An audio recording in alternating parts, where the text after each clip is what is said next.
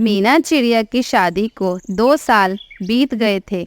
शादी के 1 साल बाद उनका एक बेटा हुआ जिसका नाम कुक्कू था।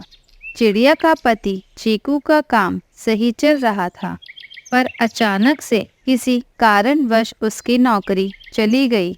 उसके घर में कमाने वाला सिर्फ वो अकेला था। एक दिन, क्या हुआ कुकू के पापा? आज आप ऑफिस से इतने परेशान होकर क्यों आए हो? हाँ मीना, आज मेरी नौकरी चली गई है। अब मेरे पास कोई काम नहीं है और अब घर का खर्चा कैसे चलेगा। मीना ये सुनकर पहले तो बहुत परेशान हो जाती है और फिर हिम्मत करके अपने पति से कहती है, चीकू जी, दुख तो सबके जीवन में आते हैं। आप देखना, बहुत जल्द ही आपको इससे भी अच्छी नौकरी मिल जाएगी।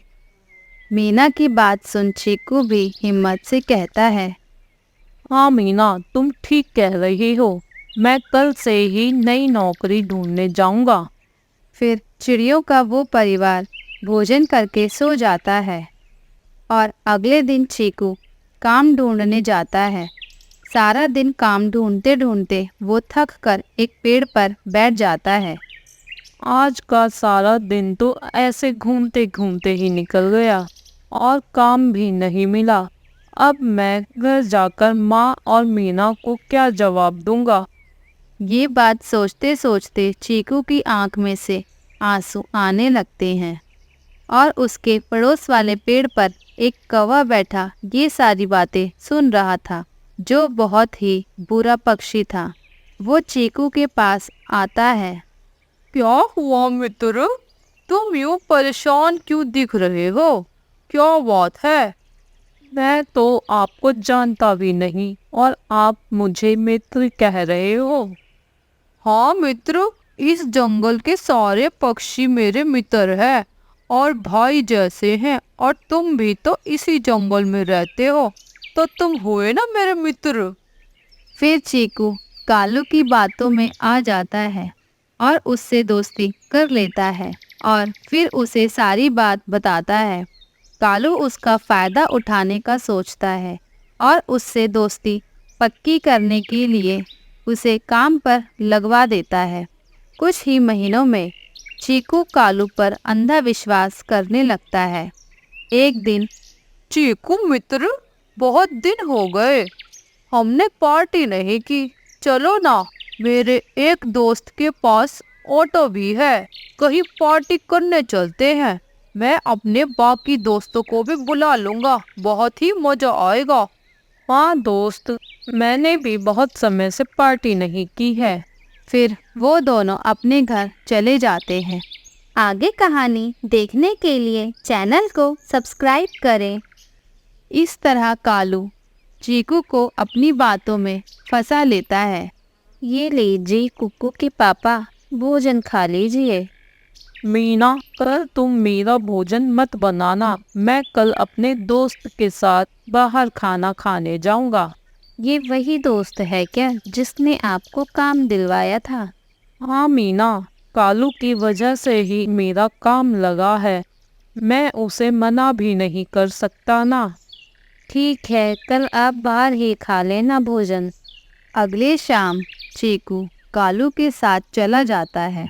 उसे नहीं पता था कि कालू उसे कहीं पार्टी करने नहीं, बल्कि उसे किडनैप करके ले जा रहा था। कालू और उसके साथी थोड़ी दूर जाकर उसे एक बंद घर में ले जाते हैं और उसके पंख को बांध देते हैं। मित्र, तुमने यूं मुझे क्यों बांध दिया है? मित्र, हो, मैं कोई तुम्हारा मित्र नहीं हूँ और हम कोई पार्टी करने नहीं आए, बल्कि मैंने तुम्हारा किडनैप किया है। ये सुन चीकू तो बहुत डर जाता है, पर वो कुछ भी नहीं कर सकता था क्योंकि कालू ने उसे बांध रखा था। फिर कालू फिरौती के लिए चीकू के घर फ़ोन करता है और उसकी माँ और बीवी से फिरौती के 1000 दाने चावलों के मांगता है। मीना रोते रोते बोलती है, कौन है आप? और मेरे पति को आपने क्यों किडनैप किया है? आखिर हमने आपका क्या बिगाड़ा है? मैं इतने सारे चावल के दाने कहाँ से लाऊंगी?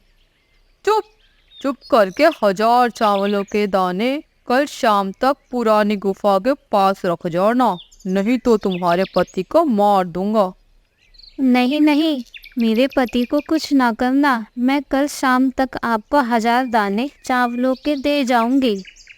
कुछ ही घंटों में ये बात पूरे जंगल में फैल जाती है और सभी पक्षी चीकू को छुड़ाने के लिए 1000 दाने चावलों के इकट्ठा करने लग जाते हैं और गिल्लू कबूतर पुलिस को ये बात बता देता है।